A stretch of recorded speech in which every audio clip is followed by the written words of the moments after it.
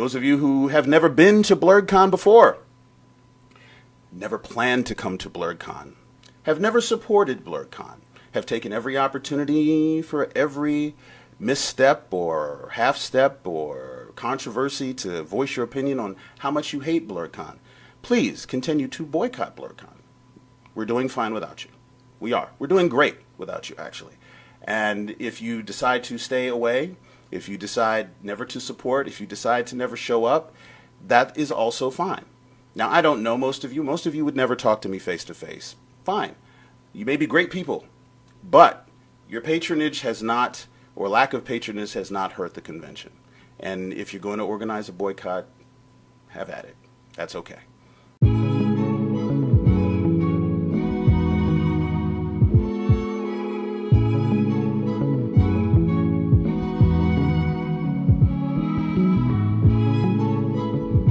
Hey you guys, this is Yarn Guys Cosplay, and I'm back again with another Tuesday Tea Talk. If you're unfamiliar with my channel, over here I sit down for 10 minutes and talk about the cosplay, crochet, and business community drama that happened recently. And y'all, I'm back again with another BlerDCon video. Please just hear me out. But first, if you're new to my channel, howdy. How y'all doing? Thank you so much for checking out my channel and clicking on my video. I am amazed at how much support I'm getting recently, because when I say in my last video I was trying to hit 500 subscribers before the end of July, y'all were just like, all right, bet. For my returning viewers, thank you guys so much for supporting my channel. You guys are absolutely amazing. Like, it's almost surreal how well my YouTube channel is going right now, and I just really feel the love, y'all. I really do. But if you haven't already subscribed to my channel, feel free to subscribe. If you've been keeping with the BlerDCon drama, then you already know that last time I talked about this, Hilton had deleted his initial statement on Facebook and Instagram Live. When I say that TikTok, Black TikTok, remains undefeated, your girl has the deleted video. When I said that I wasn't going to stop until I found it, Black TikTok said, all right, we hear you, we got it, we FBI who? So I have the video. I want to do a quick reaction to it just for you guys to see exactly what he said and how I am interpreting what he said. I would like for you guys to see exactly why he deleted the video and show you guys bits and pieces that kind of stood out to me, and why his tone was just very deaf to the whole situation, and honestly why I personally at this point feel like Hilton needs to step down as the con owner, or at the very least hire a professional marketer, because baby, this was not it. Hilton has deleted this video, and as much as people keep asking for him to restore it, he keeps ignoring us. And at this point, Hilton, I just need you to understand that like the internet just never forgets.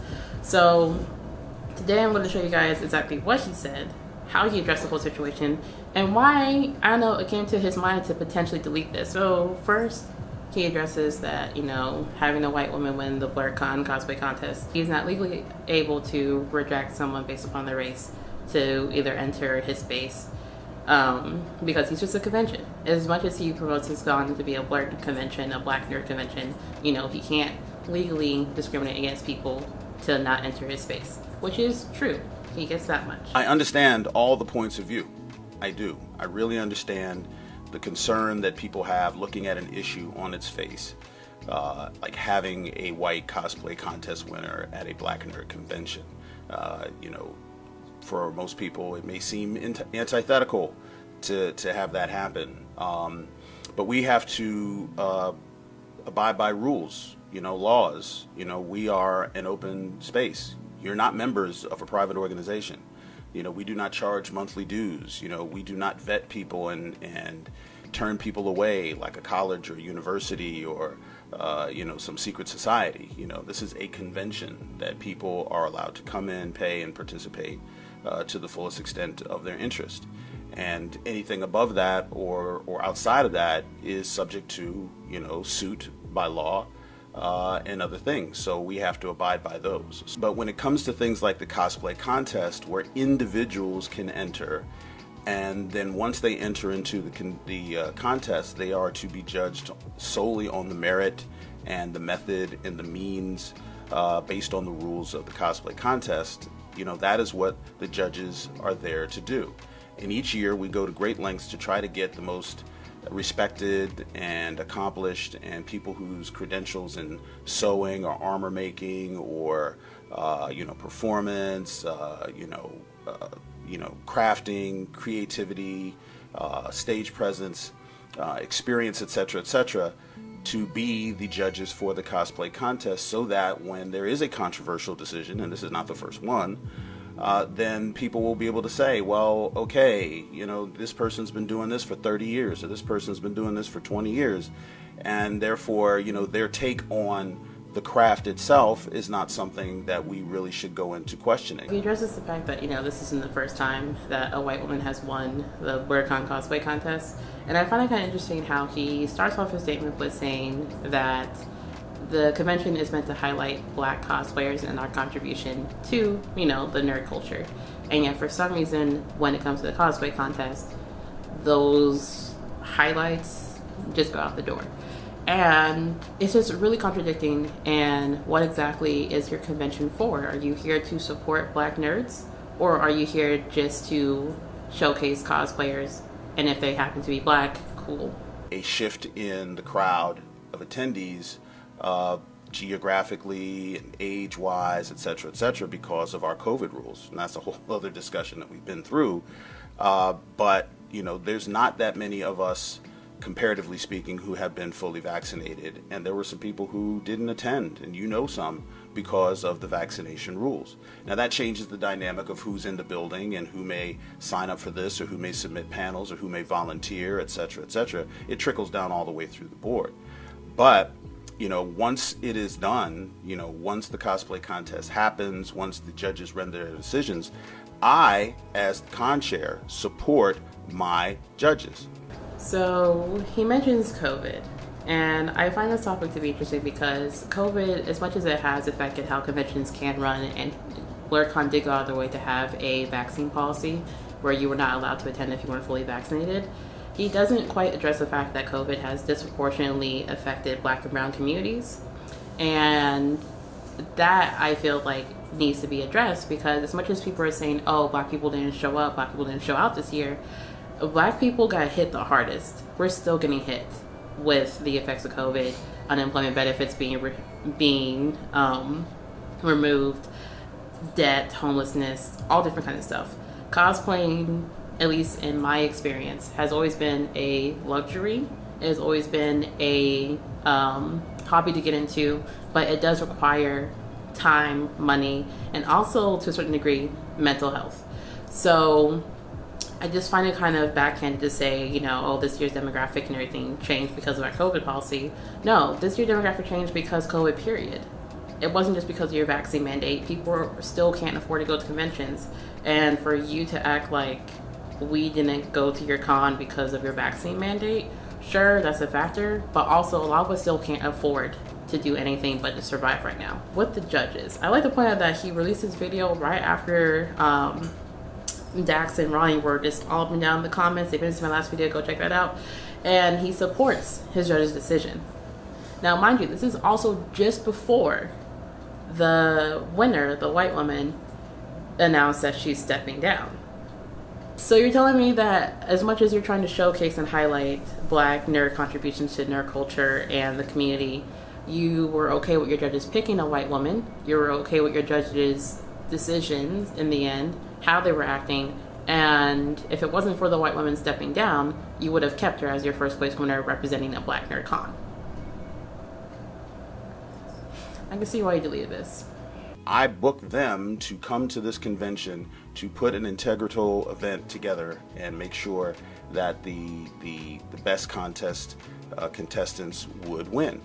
And that's my responsibility going forward and retrospectively to say I support those individuals. I would not have booked them and brought them in and invited them to join the BlerDCon event if I had any doubts about their bona fides, about their sincerity, their honesty, and integrity. So there's that. I also want to talk a little bit about the fact that, again, I understand the controversy. I completely do. There's no part of this that I cannot at least sympathize with and understand where people are coming from.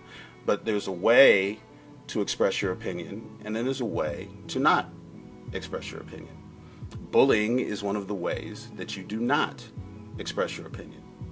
We do not issue death threats to anyone, not to cosplay judges, not to cosplay contestants. So he mentions a death threat rumor, and death threats are definitely something to take seriously, even if there is a rumor. But like, from what I have done in my own personal research, I have not seen proof that there were death threats sent to the contestant winner.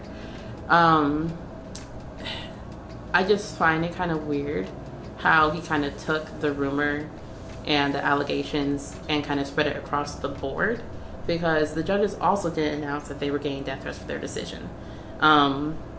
So I find it kind of weird how you mention death threats, a serious topic, and you kind of just put it across everyone versus just addressing the fact that you've heard allegedly that people are receiving death threats. If I am wrong about this, please feel free to comment down below. If you have proof and everything that the contestant was being sent death threats, feel free to message me, email me proof. I will definitely correct myself, but as far as I can tell, these were just rumors, and I don't appreciate the idea, or just I don't appreciate the conflation between him having a white person win in a black nerd space with the black nerd community expressing their concern and disbelief over the fact that a white person could even be a winner in a black nerd space that's going to now represent the convention. Another way not to express your opinion is to attack other aspects of the convention that had nothing to do with the cosplay contest. The cosplay contest was 1 hour, if that, of the convention. Started at 6 o'clock, it was over by 6:50. How do I know? Because I missed it. So Hilton also just said that he missed the cosplay contest. So you're trusting your judges, you're watching the community blow up, and you're basically saying, hey, I wasn't there, I can't say anything about what happened, but I trust my judges. Sir, if your community is actively telling you, hey, your judges are wrong, why are you so quick to back your judge? You're the con chair. At the end of the day, your final say is the final say. So if you see that the community that's currently supporting your convention is having issues with you, why are you not sitting down and taking feedback and learning from the mistake your judges made? Your judges aren't the ones running the con, you are. And anyone who wants to try and take this one little piece of the BlerDCon event and try to, spread it over the entire event to say somehow all the people who came were somehow sellouts, or that the ethos of the convention is somehow selling out the black community, or that, which I don't really care if you say something about me, I am somehow doing a money grab, stealing from the black community. If I wanted money, I wouldn't have done a vaccine mandate or a mask mandate. We'd have had 10,000 people, probably a super spreader event. Some people would have got sick, would have got died, but I'd have had money, since we're talking about that. I didn't know how to even address the I'll just make my con a super spreader if I wanted money.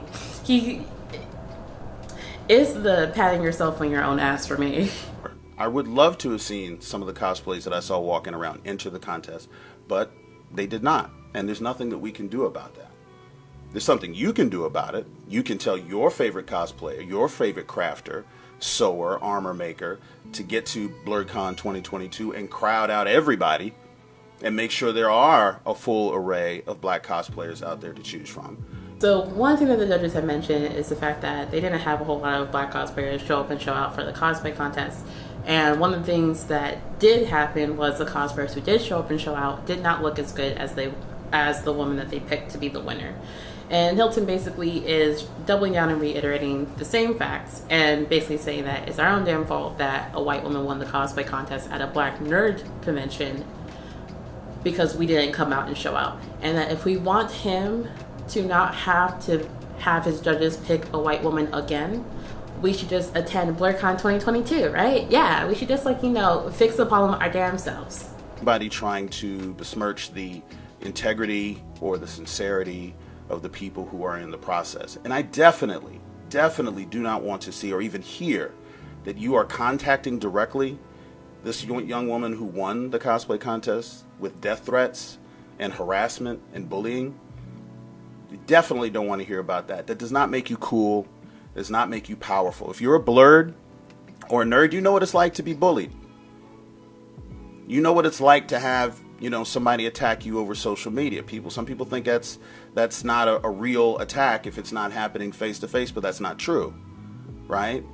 So you can have your opinions. You can express your opinions. You can say, I don't agree that a white person joins a cosplay contest at a black convention. That's totally fair. That's something that we can discuss. That's something that can be debated.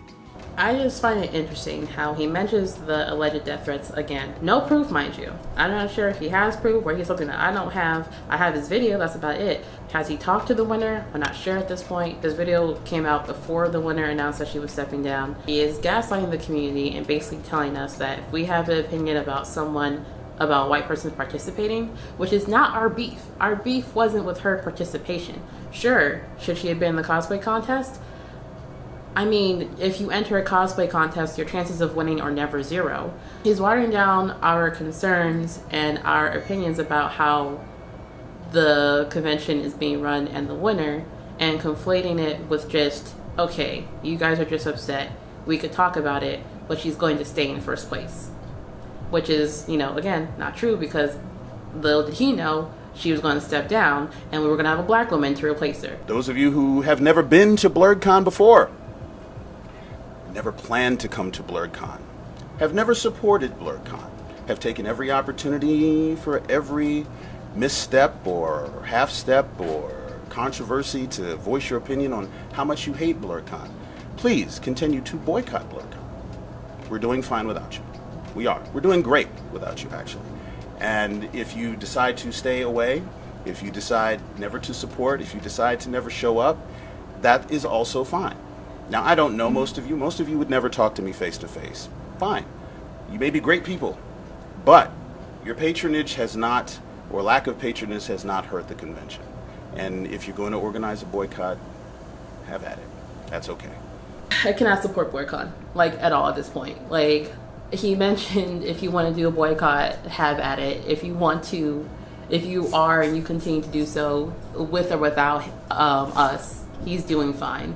And honestly, if you want to egg the community on, sure, go for it and everything. I do not appreciate the tone. I do not appreciate the passive dismissiveness that he's pointing at the community. And he's not even sitting down listening to our concerns.